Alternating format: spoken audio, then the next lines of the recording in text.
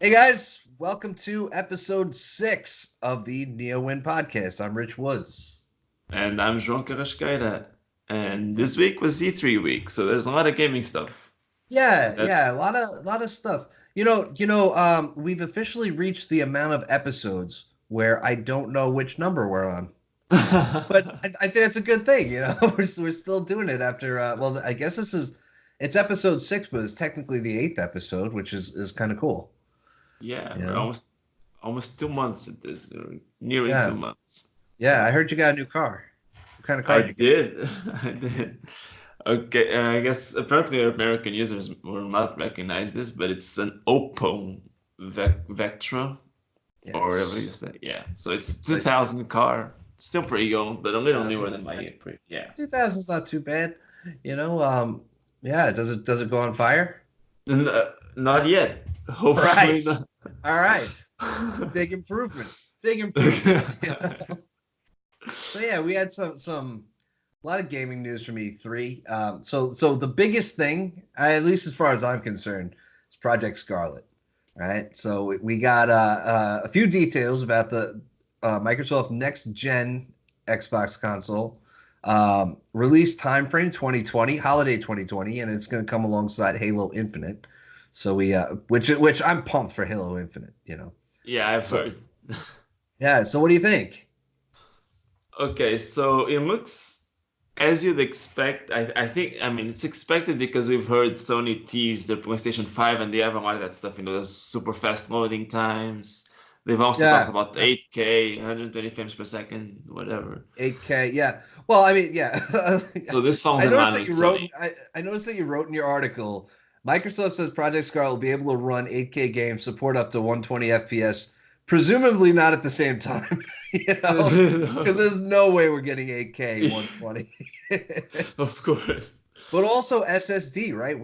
That's Yeah, huge.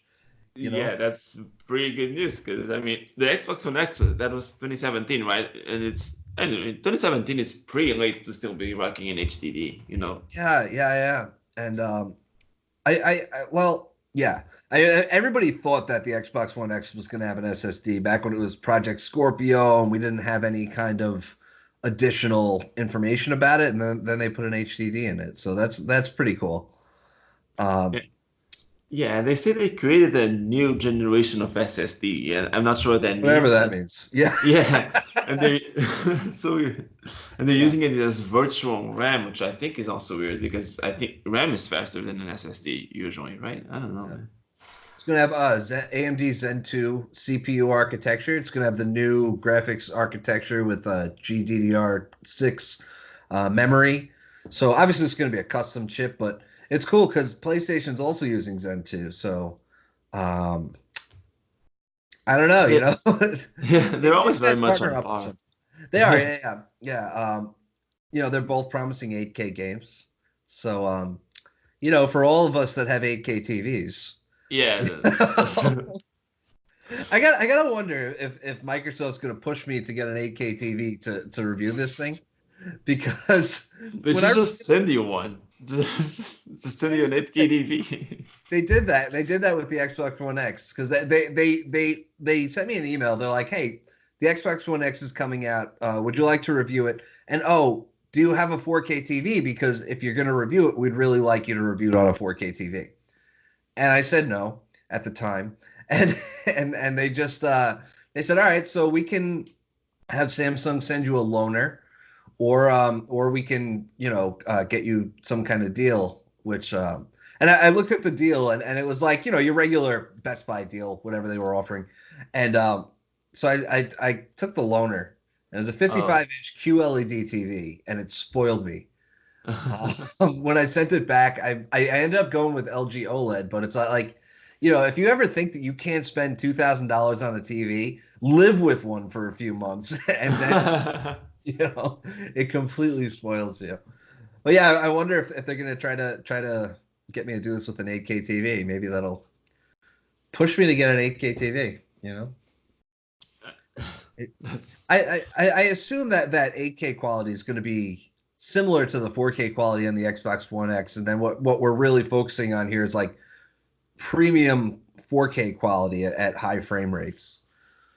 Yeah, if we get 4K 120 FPS, that would be pretty cool. It would be amazing. Even if it's Yeah. 4K 60 and 1080p, 120 is still amazing. Yeah, but the Xbox One X supposedly supported 4K 60 already. Didn't Forza Yeah, Forza but 7? Yeah. yeah, but I don't think it supports it all the time.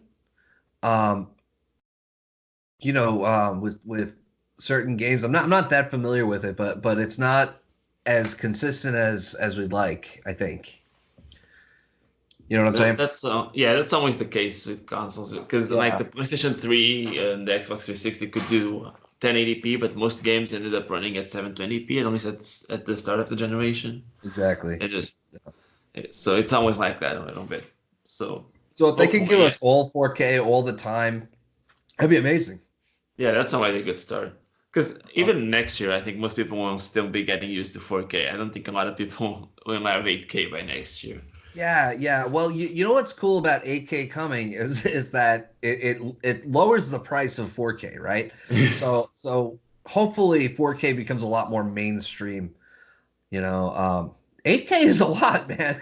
Yeah, it It's a lot is. of pixels. It's like 32 million pixels. Yeah, a lot of pixels and a lot of money. It's a lot of pixels and a lot of money, and there's a lot of GPU power to push 8K gaming. We don't even have 8K video. You know what I'm saying? It doesn't make any sense. Yeah, it So just sounds like future proofing. yeah, well, it is future proofing because yeah, these gaming console generations tend to last with about 7 or 8 years, right? Mhm. I mean, Xbox One was Six, 2013, six, 7.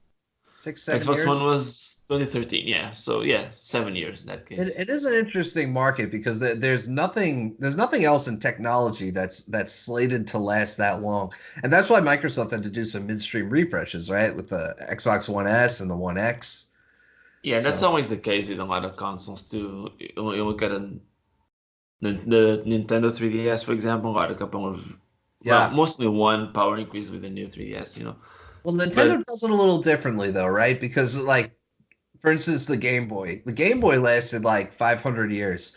It was introduced in the mid 80s or whatever, and then they had the Slim Game Boy, and then the Game Boy Color and the Game Boy Advance, and that like that product just lasted for a few generations by doing those kind of midstream refreshes. And the same thing with the DS and the 3DS and all the variants of that. Like that product's been around for a while.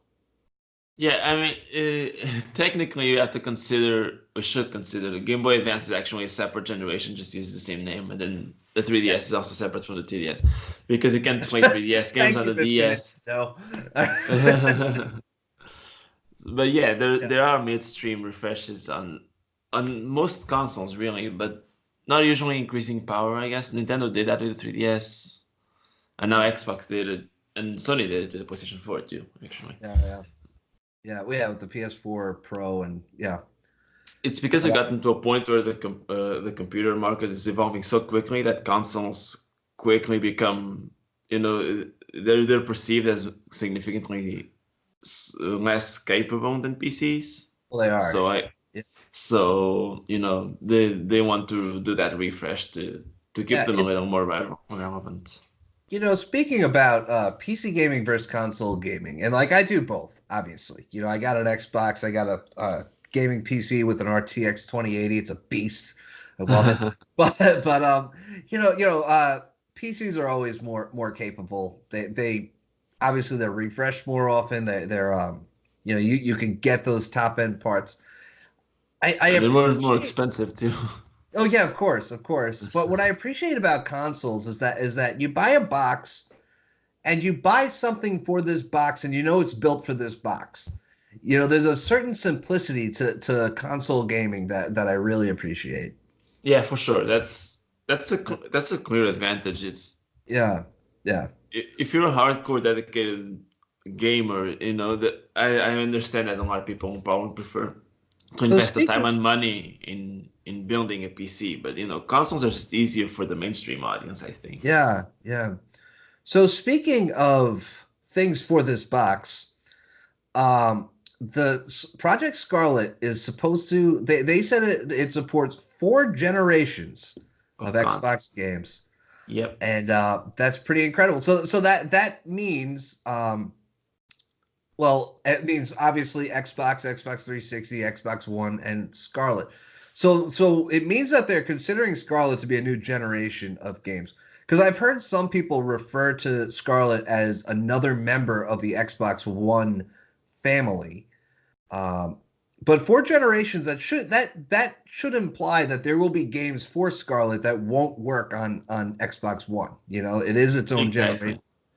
So, but it is really cool that they're bringing all that backward compatibility. And you know what I wonder about is licensing. That's impressive.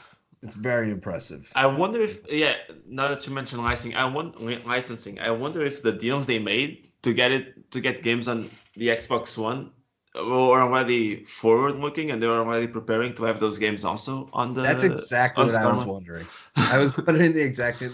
You know what? Like the Xbox One has the same AMD 64 general architecture as Scarlett will have. So you like the technical aspect of running these games on Scarlett should be exactly the same as running them on the Xbox One.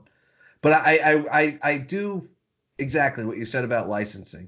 You know, like because if it's a member of the Xbox One family, then it doesn't matter because all Xbox Ones are the same. They run the same games. But if it's running its own games, I bet they were smart enough to include that in their deals, or at least in their newer deals since they started thinking about backward compatibility. You know? Yeah, I would think so. And probably even the games that are made for Xbox One, they probably already have something preparing for that, so that those games can also be carried over. Yeah. Or as many as possible. So yeah, I mean, it's something I know Phil Spencer, who's the head of Xbox at Microsoft. It's something I know he cares about, like this idea that you have a gaming console and you know you're going to go and spend $500 on the next one or whatever it costs. There is no pricing, by the way, for Scarlett. And you're going to go spend X amount of dollars on this next one, and all of a sudden your dozens of games that you had for the last one you had is just trash. You know, so this idea that you can just keep playing them because you own these games, so you can keep playing them. It's one of the things that I like about Xbox a lot. It is extremely admirable, in my opinion. It's incredible. No one has ever done such a far-reaching backward compatibility. Cool thing. You know, because that means Scarlett launches with the biggest library of games that any console has ever launched with. Very cool. Very cool. It's really, really cool. So speaking of backward compatibility, they did end backward compatibility. Exactly. We were just praising them, and now yes. So tell us about this story. So, well, as bad as it sounds, it's understandable. So their focus now, as they announced Scarlett, is to make Xbox One games and all the games they have on Xbox One work on Scarlett when it comes out. That's what they said. And so they're not working on bringing those original Xbox and Xbox 360 games to the Xbox One anymore. So they released this last batch of games, a lot of games actually. It's a really long list of new games they're adding. And it's the last one you'll see because now they want to focus on bringing Xbox One games to Scarlett. So, do you think it's the last forever? Like we're done adding 360 and OG Xbox games to the list? That is a good question. Like, do you think this is a program that they bring back down the line? Like once they're good on Scarlett and getting this stuff to work, or is it just? I think that's a possibility. I could see them doing that. There is a massive library of backward compatible games. There is already a pretty big library, yeah. Yeah, it's something like 600 games, and only like 13 of them are OG Xbox, right? Very few. 20 maybe? 15, 20? I actually am not sure. Yeah. But just today, just this week, they had like 7 or 8, so that's it's already a big increase. 360 games though this week, right? No, they added OG, some 360. And they also announced some more titles for the Xbox One X. with support for 4K and all that. So Sweet.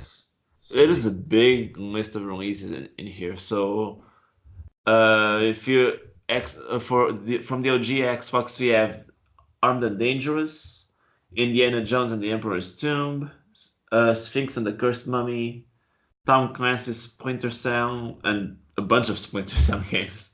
Oh, Pandora Tomorrow, Chaos Theory, Double Agent, and wow. then Unreal Championship 2. Yeah.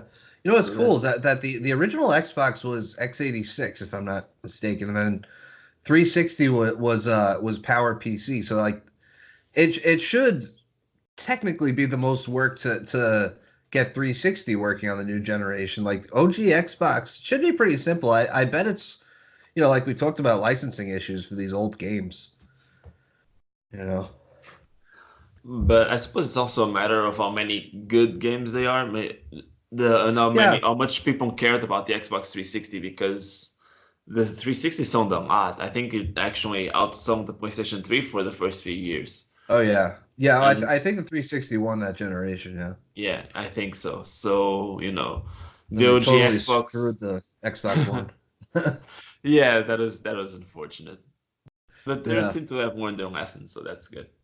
Yeah, I think they seem to be on the right track, Yeah, they do. They've been so doing great these past few years. yeah. Let's talk about Game Pass. I subscribed to Game Pass this week. Game Pass Ultimate. So Game Pass for PC pricing was revealed. You could get it in beta right now for $4.99 a month. Although I think your first month is $1. Yeah, That, yeah. yeah. The regular price is going to be $9.99 a month. So it's pretty cool. You get over 100 games. You do need to be on Windows 10 version 1903, which most people don't have.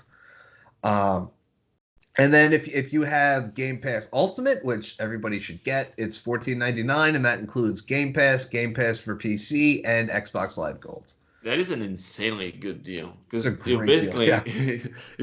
you're basically getting Live Gold for free because just both No, Game you're Pass basically getting variant Game Pass for PC for free. or that. Because because remember when they first talked about Game Pass Ultimate, it was going to be Game Pass and Live Gold, which Game Pass is $10 a month and Live Gold is $60 a year, so it's $180 a year, which works out Oh, to $15 a month. And we're yeah. like, why would anybody buy this unless just to like consolidate two subscriptions into one? But now with Game Pass for PC, there's actually a real value there.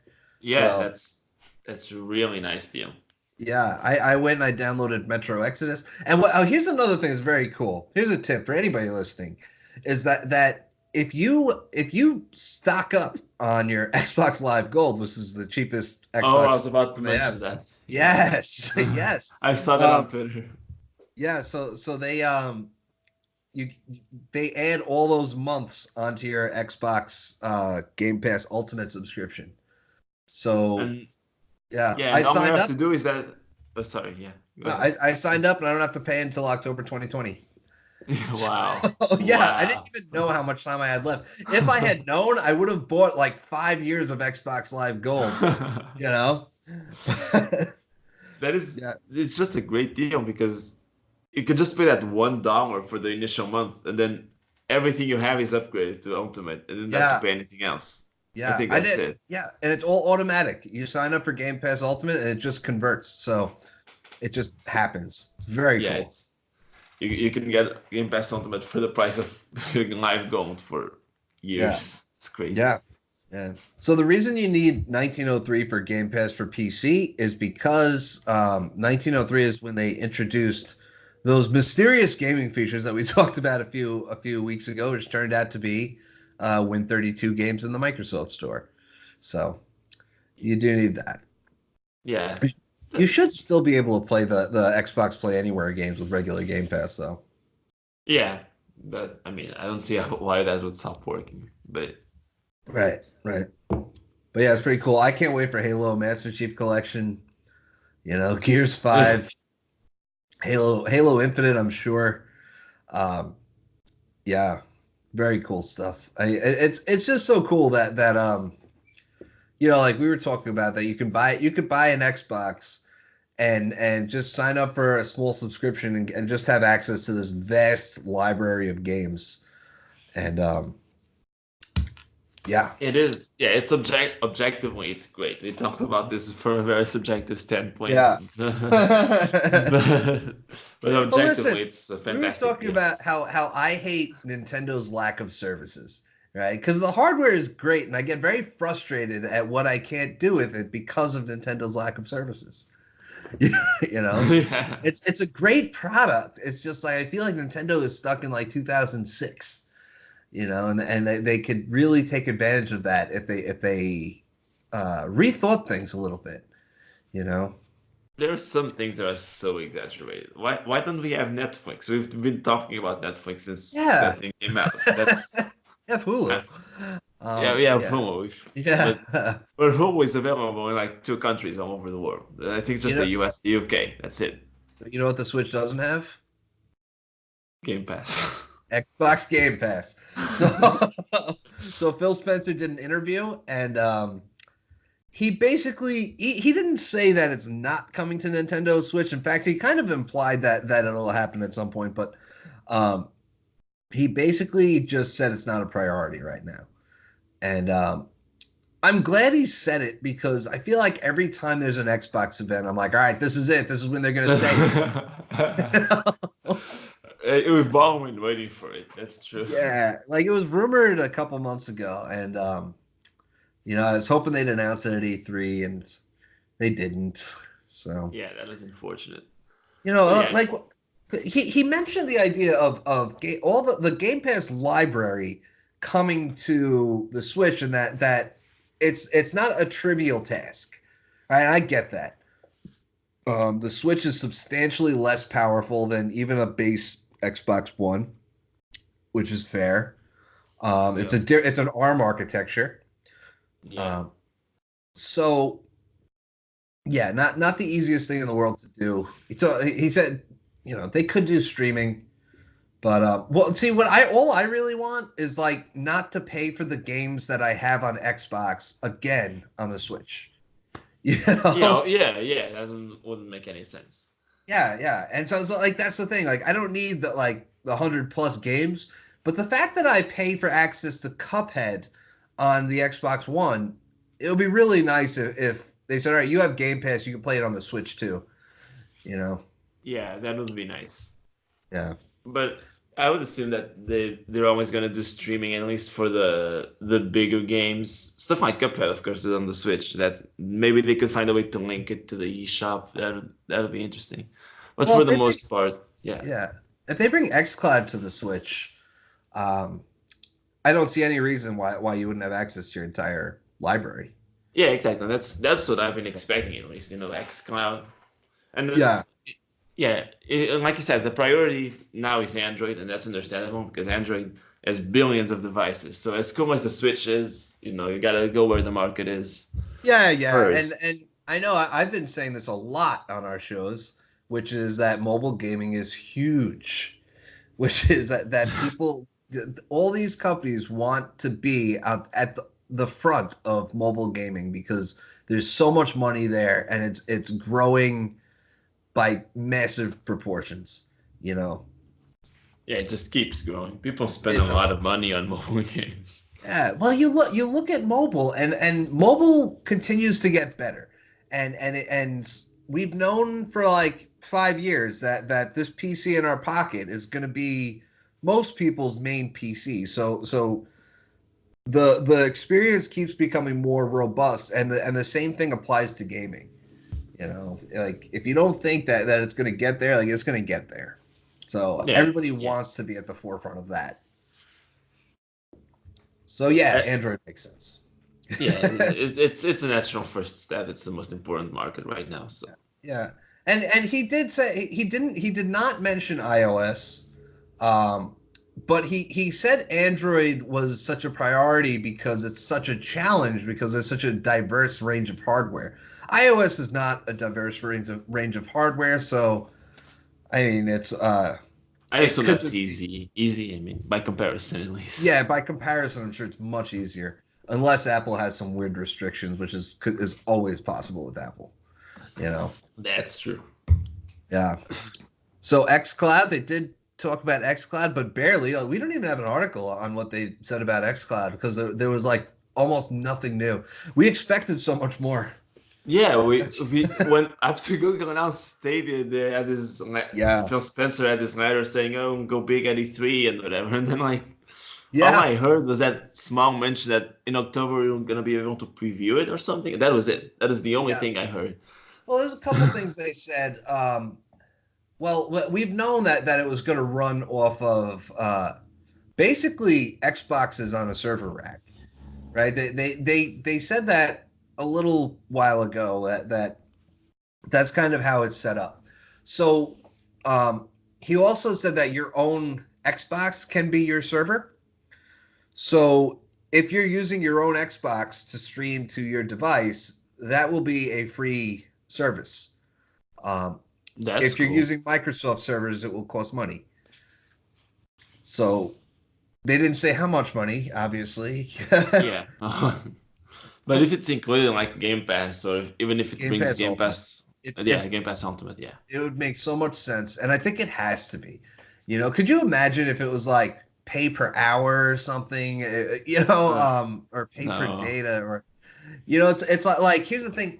Your most of your games are probably coming from that Game Pass subscription.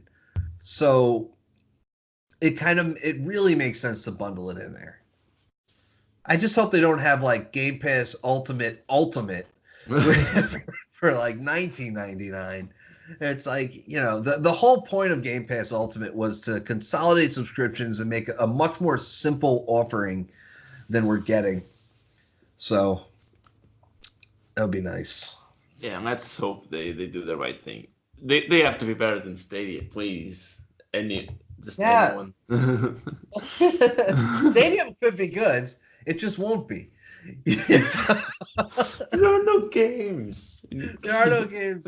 Yeah, we talked about Scarlett launching with thousands of games and a bigger library than um, any consoles launched with before. And xCloud will technically be capable of running those exact same games, and that's because they're literally Xboxes in the cloud.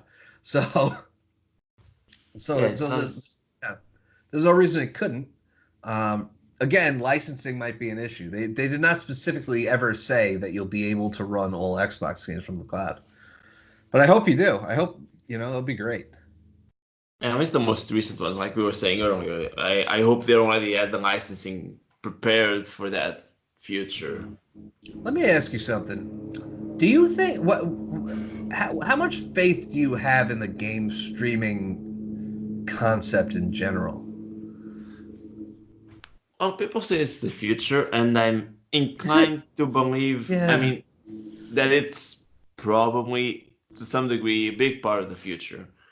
Yeah. The I don't know if it's going to replace consoles altogether, maybe, It's but very interesting because it also brings games to obviously hardware that would never have otherwise been able to run these games.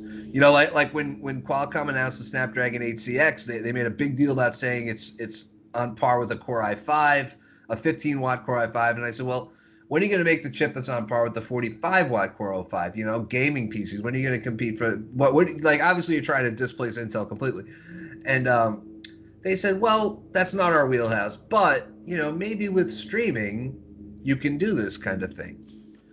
But here's what I wonder: like, how do you deal with latency on stuff like this? Like, I have enough problems with latency using a Bluetooth controller rather than a wired controller. yeah. You know what I'm saying? Like running a game in the cloud.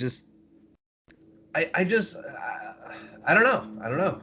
There are a lot of questions. Yeah, it's something that's going to have to be proven, really. Um, Hopefully, I mean, I don't know how it works either. I don't know if it's streaming down blocks of the game or if it's just, literally just sending button presses back to a server and then sending the response back to you, you know? It could be anything. But Yeah. either way, when I say it's the future, we have to take that Yeah, literally. yeah. It's the future. It's right now. Right. It's really not for everyone, or That's the question, right? possibly 'Cause anyone. it is the future. Like all this stuff, like the whole speech that I keep saying about mobile gaming, like this stuff gets there eventually. Eventually, speeds get fast enough, latency, technology improves, and it gets there. But like when they do this in October, how's it going to look? Um, yeah, I mean they had people try it at E3. I wish I was there to try it, but I wish I I wish they'd get wish. in touch with me with some kind of preview kit. But yeah, I'm skeptical. I Yeah, I don't see it working very well either for now. Yeah. But I think Microsoft knows it, and that's why they didn't talk about it as much. Google is making a huge deal Yeah. out of Stadia, I was and I gonna say, don't lucky think Microsoft actually has a console. So- exactly. They have something to fall back on. right. Google Right. is going so hard at this, and I think they're gonna crash. Yeah. And I don't know, and they gave up pretty easily on their failures. So I don't know if They Stadia is do. going to last. They do. And I that's we talked about that last week. Like this idea that there are games you're gonna have to buy. You can't even download these games. You can only stream them. So if Google just kills the service, you're just screwed. You'll just lose all your money. Yeah, that is legitimately terrible. It just Yeah. Yeah. I wonder. I mean, it could be good because like we haven't tried any of this stuff, but I just can't imagine how it would be. And yeah, I'm with you there. yeah. It's Microsoft has a very strong position in gaming. I've always said this. Like Windows is the only viable PC gaming platform, and then they have a console as well. So that's huge. You know, they're in a unique position to bring those two arenas together, which no one else can do. But streaming games could take over the whole market and including mobile, which it's a very interesting future for gaming. yeah, it is. I just don't think pushing it as hard as Google is doing is going to work very well. Google's got to try. I'll give them credit for that. Yeah. I just don't see how they have the strengths. They probably have good streaming technology, but I just don't like gamers want the games. We saw this with the original Xbox One and their blunders, trying to make it an entertainment device. That's why Phil Spencer got on stage at E3 and he said this console generation is all about the games. That's what it's about. Because that's what people care about. Yeah, and Google is just they've been focusing a lot on the technical aspects of it and Right. Because they don't have the games. Yeah. exactly. Yeah. I don't know. I'm not too confident. And then I'm you're not. paying $10 a month just for the ability to stream. We don't know what games are included.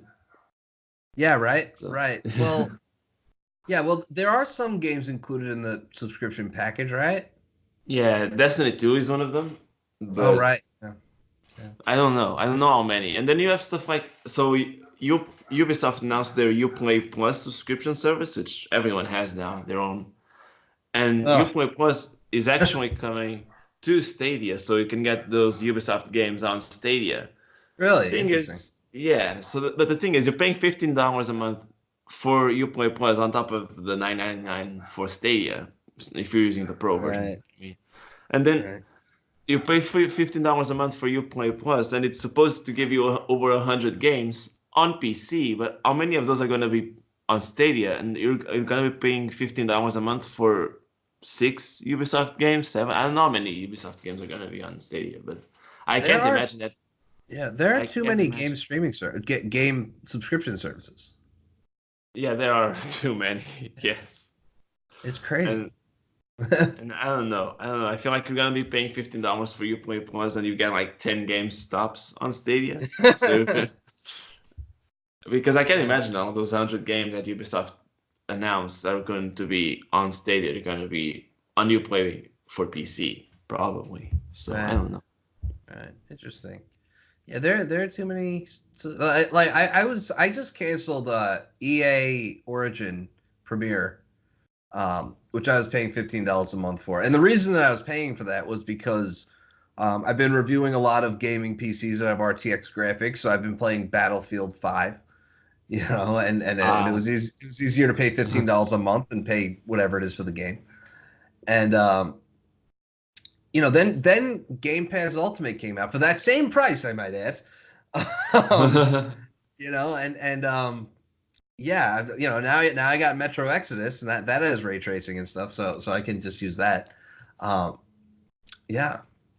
pretty happy with Game Pass Ultimate, to be honest.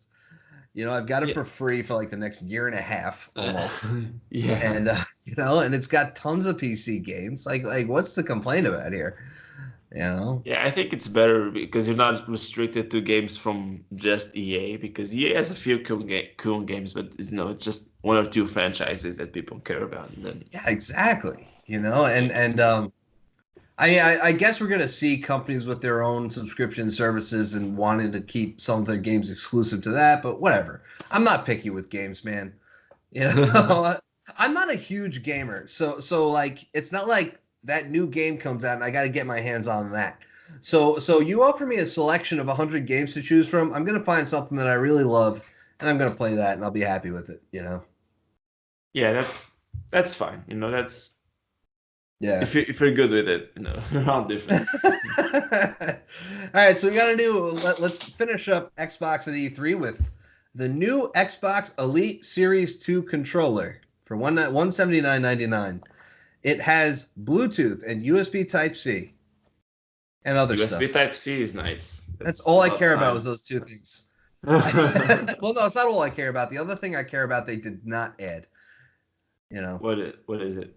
I'm glad you asked. It's custom designs. They have the Xbox Design Lab. You can use different color buttons, different color body, different color accents, all that kind of stuff, and you could customize your controller completely and order it. You can't do that with an Elite controller, and it disappoints me so much. That is sad. There were rumors that it would be possible, right?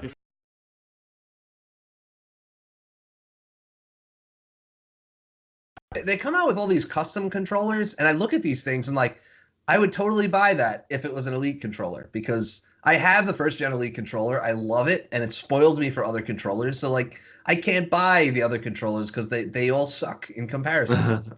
Yeah. So I don't know. I couldn't spend $150 on an Elite controller, or $180 in this case. Yeah, as good as it is.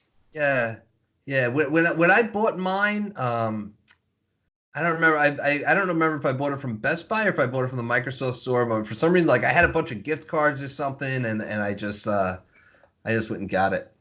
So I have an Xbox controller, normal one, and it's great. Yeah. I love the Xbox controllers. I have to say, I am a Nintendo guy, but as far as like classic controller styles go, the Xbox controller is amazing. I just love the design. It's super comfy. Yeah. Light years ahead of the Sony one. I hate the DualShock so much. It's crazy. Like I'd love to figure out like what their thinking is with that, because they came out. Remember the original PlayStation and its controller? It didn't have the thumbsticks, and so it's like midstream in that generation, they just jammed them in there wherever they could fit them in the middle there, and it's like they never moved them since. It's so uncomfortable. Why? I know, I hate it. Yeah, I really dislike it. So a couple things like USB Type-C I love, because I can't stand micro USB anymore, because when it comes time to charge something with micro USB, I can't even find a cable because I really have very few things that use it, and Bluetooth, because you can use your PC. Yes, like I use a wired connection for it with my PC now, and like with the previous one, you had to use a wireless adapter. Yeah, it's crazy. It's crazy because they added Bluetooth to the regular Xbox controller years ago, like when the Xbox One S came out. Yeah, that's the one I have. Because I don't have an Xbox, so I had to get one with Bluetooth to use in my PC. Yeah. So. Wired is better. I mean, it's still better to use wired because you just faster. You have a Switch. You should know that. I actually don't notice that much. I don't know. I've never had a huge problem with latency, but maybe I'm just weird. Have you not noticed with the Switch, like when you're using it handheld and the controls are actually attached to the display compared to using the wireless unit and plugging them into there? You haven't noticed the difference? I don't think so. I have. I have I noticed. have to be honest. I really don't think. Yeah, so Bluetooth. By the way, another thing is that apparently the battery is not removable in this thing. So obviously it's rechargeable, but I don't love that you can't remove it. You know, because if that battery dies, then you just kind of need a new controller after a few years.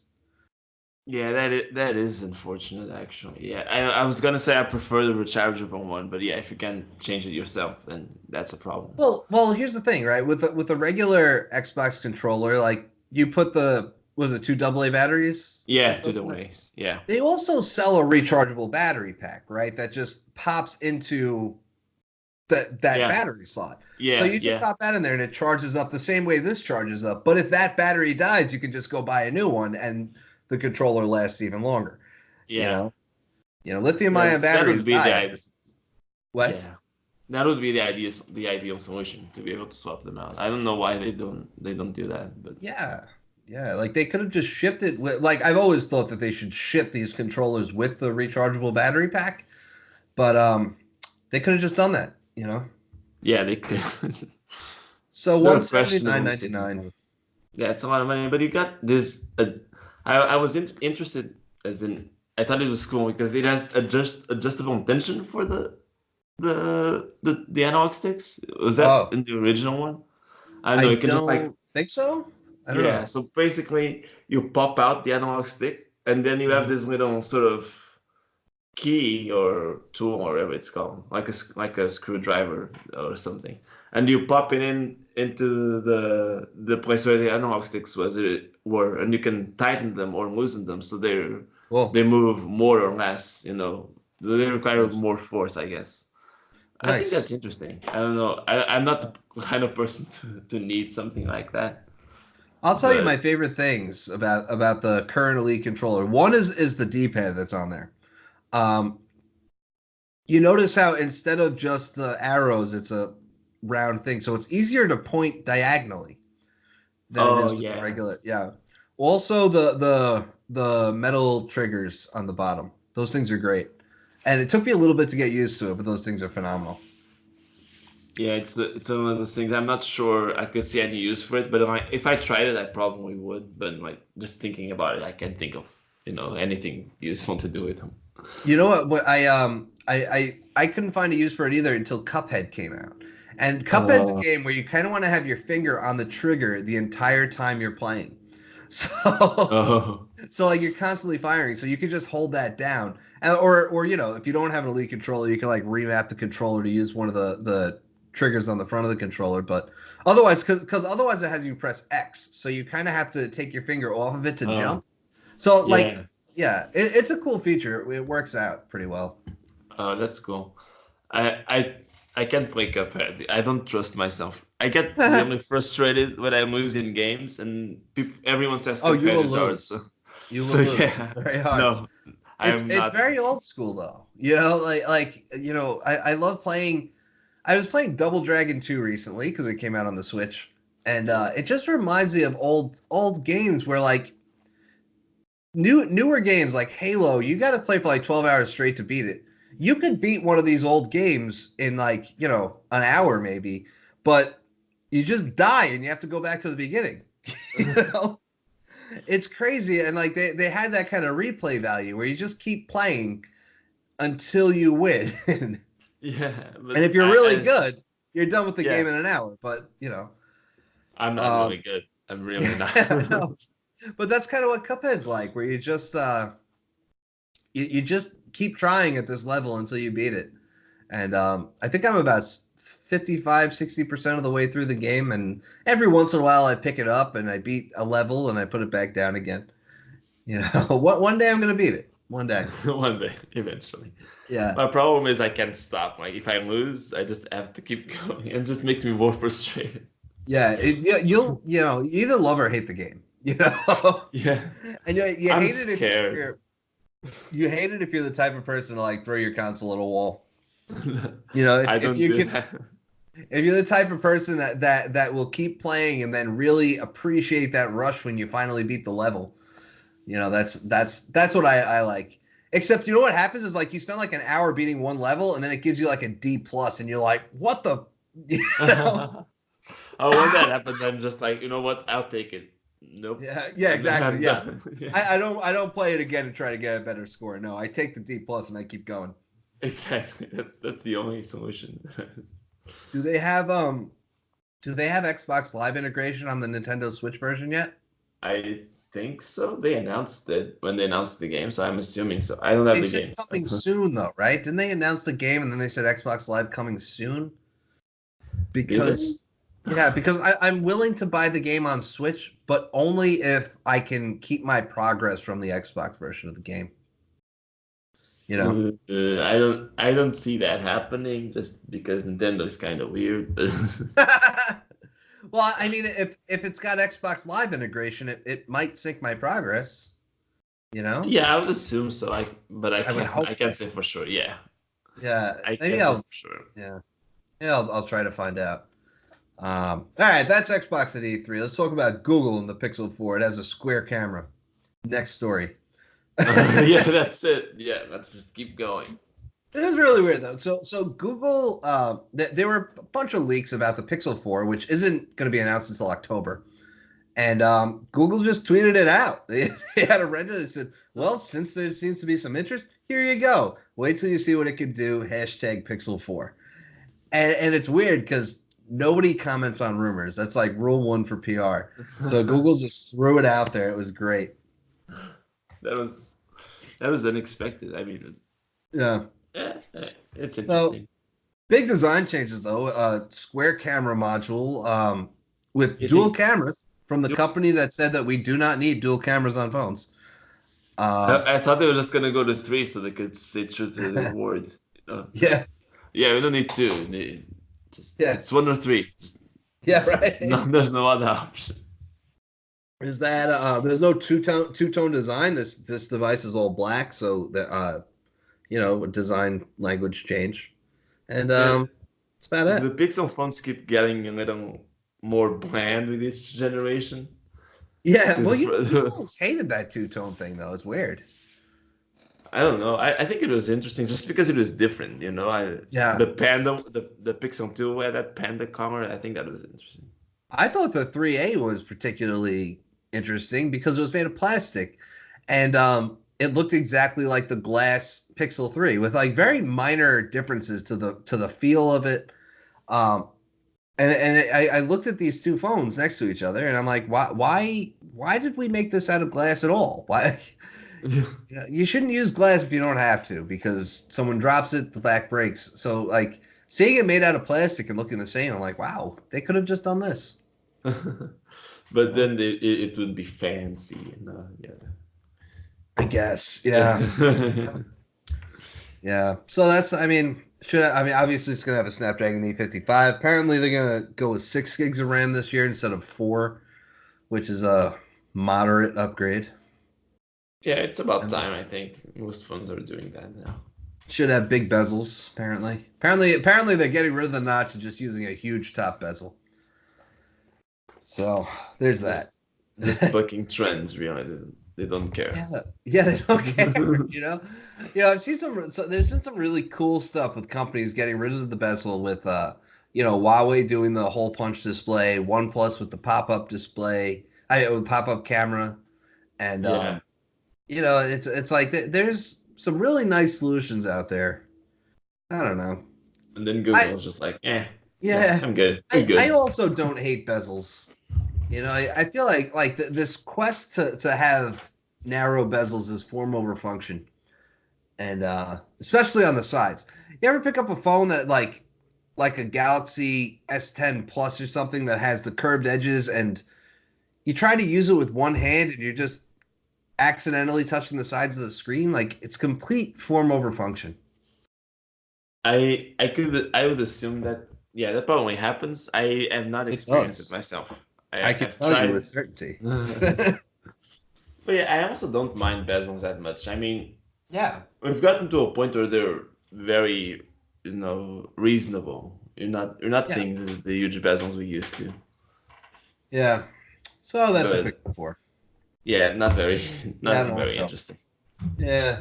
It'll be more interesting when we actually have one. What is Yeah. interesting is so here's the thing, right? Remember last week when we were talking about how Apple split up iTunes on the Mac, and we said they weren't doing it on iTunes because they hate Windows, they don't care about Windows, and they don't do anything for Windows. Remember that? Yeah. You know what they Now did this they're. week? They did something for Windows. Yeah. And not just something like because all right, so iCloud for Windows is now available from the Microsoft Store. iCloud for Windows is not a new app. It's you've been able to install iCloud on your Windows device pretty much as long as iCloud's been a thing. So now it's available in the store, but it also has a new feature, which is files on demand. And What? yes, files on Wow. demand. Oh Yes. wow. That's That was my interesting. reaction as well. Because no, that they didn't say that it's similar to files on demand or that it does the same thing. This is actually using OneDrive file, the same technology that powers OneDrive files on demand. Apparently, Microsoft opened up the APIs for that, and Apple is the first one to take advantage of it. That is pretty cool. Yes, Yeah. yeah, and yeah, Apple is, as far as I know, they're the only ones to take advantage of it. I think Dropbox has a similar functionality that they introduced back before Files on Demand was a thing, when we all wanted our OneDrive placeholders back. Oh Um, yeah. yeah, Dropbox introduced their own thing, and I wonder if they'd ever consider, you know, using the Adopting as well. Microsoft API. It's pretty cool. I'm really impressed that Apple bothered to do this because it probably means I'm not sure how iCloud Drive works on Macs, but you might actually have a better iCloud Drive experience on Windows than you do on Macs at this point. Could be. I don't know Yeah, either, but I know. I'm going to look into this at some point whenever I, you know, feel like it. Like when I feel like using a Mac. Um, yeah, but it's pretty cool. Available from the Microsoft Store for free. If you're an iCloud user, I might switch to iCloud. I don't know. Maybe. maybe. I mean, if you At got least the files, store isn't dead. That's nice. yeah, well, Yeah. yeah, yeah, right.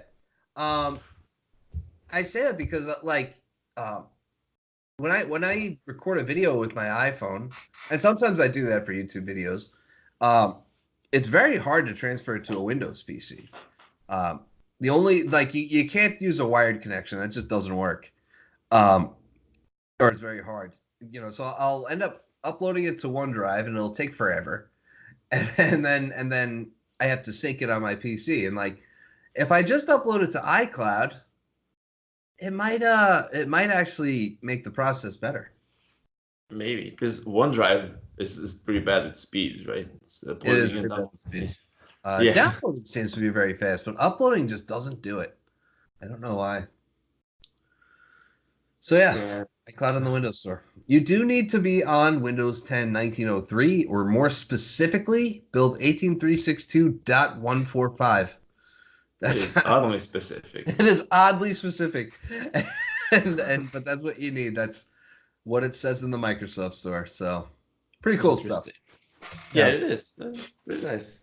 Yeah, I was really impressed with Apple on this case. And seriously, just kill iTunes already. Like, we You need would something hope cool. so. Like, Yeah. like it was one thing when they weren't killing iTunes because we all know that Apple hates Windows. But now that they did something for Windows, it kind of stings a little more that they won't kill Yeah. iTunes. Yeah, I get that. It's Yeah, maybe they're thinking about it. Who knows? maybe they're just not. That's not their focus right now. Like Apple does move slowly on some things, and they probably want to figure out the right way to do it because on Windows they have you download this one app to do all of these things. If they split that app into four separate pieces like they did on macOS, they now have to try to get you to download all four different things. On Mac, it's easy because all those four things come pre-installed on your Mac. On Windows, it's I'm guessing a little more complicated to how they want to arrange that. Yeah, man, unless they could somehow have like the suite of apps installed all at the same time, just They could. but I mean, Microsoft does it with Office 365. They could just rename it iTunes Suite, and yeah, yeah, it's a possibility. That'd be nice. yeah. They're probably just thinking about how they want to approach it though, and exactly how they're gonna do it. Hopefully, I say probably. I mean, hopefully. Yeah, I don't want to assume, especially with Apple. Yeah, and So, you never know. yeah. So the last thing we got is a new Windows 10 build this week, 18917, and it has Windows Subsystem for Linux too. So it has a Linux kernel inside. That's And nice. It's the first build with significant changes. yeah, So, tell us about the shell. so yes, so apparently, Microsoft obviously didn't mention this, but then this Twitter user Albacore is pretty known for this kind of stuff. He's always digging into the Windows stuff. He's one of the few users that does this. Yeah. And he was looking around the new build, 18.9.17. Okay, I was a little confused. And apparently Microsoft has started doing some work to split the shell, the interface for Windows from the actual operating system. And this is seemingly because of Windows Core OS, which we've talked about many times before. Right. This new operating system that Microsoft is working on that adapts to all these different kinds of form factors. So we have all of that, and now this seems to be the initial work for that. There's not a whole lot going on. They discovered this thing called the shell update agent. Which I wonder if they'll ever really talk about it. Or if they're just going to tell people like, hey, this is Windows, like because it's really back end stuff that people don't need to know about. I wonder if they'll ever really say. Yeah, I don't think they'll ever discuss like the specifics, the way we're talking about them in this article, but yeah. But yeah, it's an interesting change for the nerds. Yeah, for the nerds. Nerds. Yeah, that's pretty cool. I'd love it if they could completely separate the shell from the OS and then do things like just using a different shell based on the display that your PC is using. You know what I mean? I wonder if that's I get that. I hope they're doing something like that, but I don't know. Yeah, because the idea we have now. Yeah, for instance, they don't license the OS that comes with the Surface Hub or the OS that comes with HoloLens. It would be cool, but they have these things called Windows collaboration displays, and they're basically like Surface Hubs that are just monitors and hook up to computers, so they're just running regular Windows. So it'd make a lot of sense if you could just connect your PC to this Windows collaboration display, and it would say, "Hey, do you want to use the Surface Hub shell with this?" And then you have a Surface Hub. That would make perfect sense, and I hope that's what they're doing. I don't know. Yeah. I think it could be, because I would have thought that if they're doing this Windows Core OS thing, that would be like a completely separate branch. Yeah. So that they can tell. So if they're doing that work here, maybe. Yeah. But yeah, not seeing them do that work on this build, I'm thinking maybe that is what they're doing. They're just separating it, and then this update agent, whatever it is, can just like change it to whatever you're doing. Yeah, and I've suspected this since they added the Windows Mixed Reality shell to Windows 10, because that was the first time where like you're putting you're attaching a different display to your PC and putting it on your head, and it's giving you a different shell because of that. So different form factors and such. They should be able to add more shells that way. Yeah, hopefully. And Xbox shell. Yeah. Xbox shell. Scarlett. Yeah. Yeah, that'd be cool. Yeah, maybe we'll finally have one operating system for all of this, which is what Windows 10 was supposed to be. That's what it was supposed to be. But, better late than never, I guess. So that build is in the fast ring. Still no word on 19H2. Nope. They're just gonna keep waiting. Yeah, I keep asking. And we're 3 months away and nothing. No information. It's just Okay. I asked someone, and he said, "Sorry, cook's still in the kitchen." Okay. So I was like, they're still working on it. So I don't know. I suspect that there's a larger story on 19H2 that we'll find out about hopefully soon. You know, Hopefully. hopefully. We'll just have Not to the- keep hoping. yeah, yeah, and that's it. So cool. Got anything else? Nah, we What was hit the your hour mark, so I tell, guess I'm not gonna rant. tell me something? What Yeah, was your favorite game that they showed it at all of E3? my favorite game. Well, I'm gonna pick one from the Nintendo presentation, obviously. Sure. No, whichever one. Whichever one you're like, wow, I can't wait till that comes out. I need to buy it. Oh, for sure, the most interesting announcement was the sequel to Breath of the Wild, because Yeah. that is my favorite game of all time. I Okay. sunk 320 hours into that game. So, Whoa. I so still I haven't spent played it. I still yeah, haven't played it. I it's own it. really good. It's really Yeah, my friend called it life changing. So yeah. good. That's that's a lot of people use these to me they seem exaggerated ways to Yeah, describe I know. things, but it was a fantastic game. It for me it was changing in the way that I was always very skeptical of open world games because I was afraid that I wouldn't know what to do and I wouldn't be interested enough in exploring. But Yeah. Breath of the Wild made it so easy. I never felt Really? like Okay. I never felt like I was forcing myself to do anything. It was always nice to just go around, see if I found any secret. I didn't find all of them. I didn't try to find all of them, but it Have was have you played very the original the original. Legend of Zelda? Oh, the first one. Yeah. Uh, I tried. I think I had it on. What was it? Was it the Virtual Console on the Oh, okay. 3DS? Okay. Yeah, you Maybe should I also tried. have it on Nintendo Online. Yeah, it is there, but I don't think I've tried it because I'm not very good with own games. Yeah.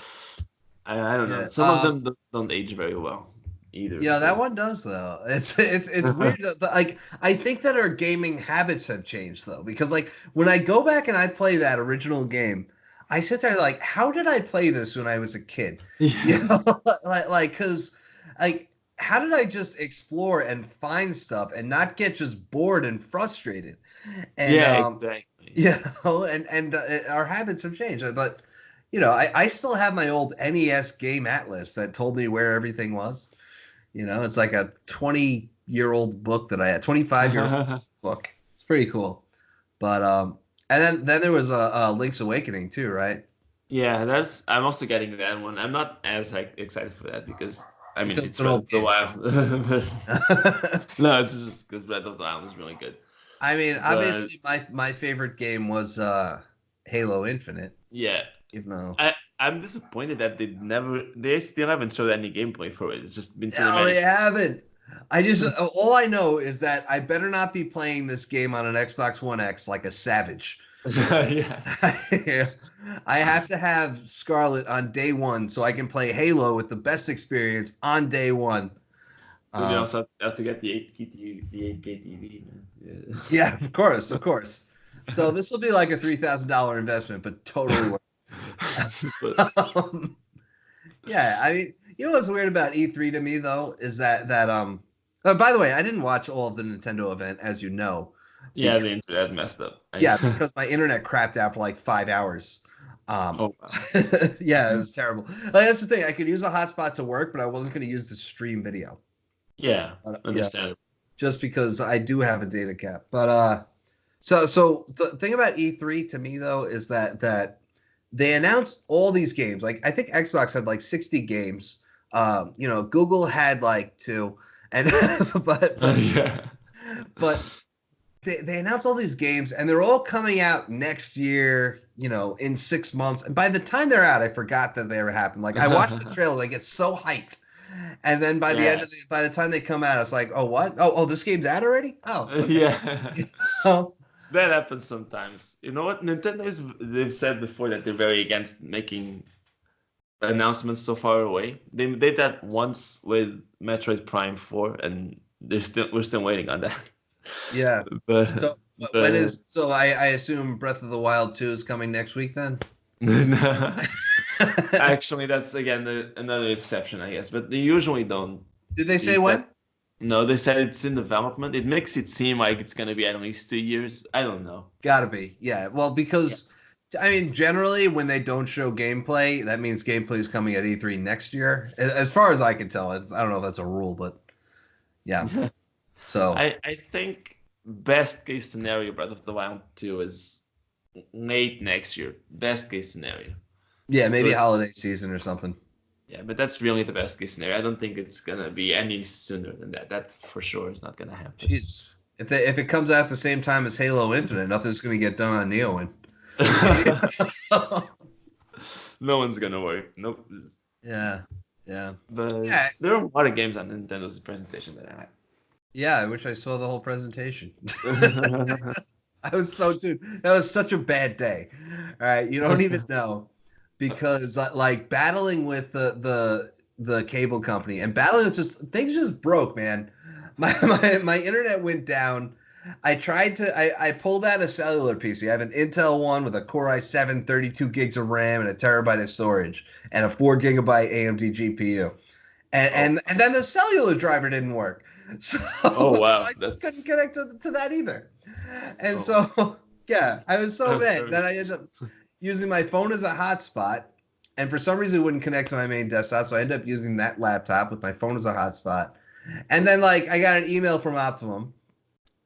Your service is down. We know about it. We're fixing it. It'll be back up by 3 o'clock. I said, all right, great. So this was like 1 o'clock. And at 2:30, I get an email. Your service has been restored. Nope, it was not restored. So I'm like, all right, it's just going to take a little bit of time. So an hour later at 3:30, I call up. I got on the live chat with Optimum, and they determined that they need to send a technician to my house. But the technician can't come till Thursday, which this was Tuesday at the time. Oh, wow. And they want to charge me $80 for it. What? Yeah. What? Oh my gosh. Okay. And I was just fuming, I was so mad. And then at 5:30, my internet just came back on. Oh, okay. So thank God, and I didn't have to go through all that crap. So that is insane. Yeah. All right. Yeah, it was a great event, though. Yeah, it was a cool event. There's a lot of cool games shown off, and I've forgotten about half of them already, but I can't. All right, cool. That's all we got for this week. And who are you on Twitter, and how do you spell it? I'm in the spot. That's INDOSPOT. That's it. All right. I'm at The Rich Woods, and we'll catch you guys next week. All right. See you guys.